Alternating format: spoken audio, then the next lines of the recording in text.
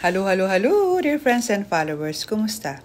Alam nyo, meron na naman akong napansin na isang toxic mentality ng ilan sa mga kababayan natin. Hindi ko to nila lahat, sabi ko ilan lang. Ganito kasi sila. Pag alam nilang walang-wala ka, hindi ka nila papansinin. Wala ka rin kaibigan.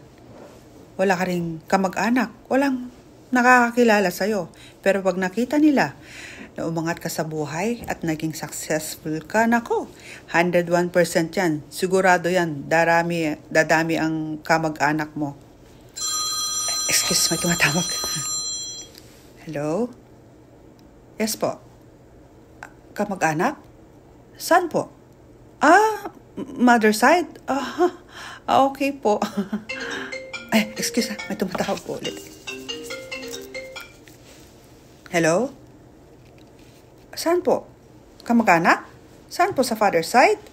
Ay, ganun po ba? Hindi ko po kasi alam na mayroong kamag-anak na ganyan na apelido. Excuse, sandali lang po. Sagutin ko lang po to. Hello? Kamag-anak? Kamag-anak na naman? OMG! Diyos mio, Marimar! Dumami na naman ang kamag-anak ko!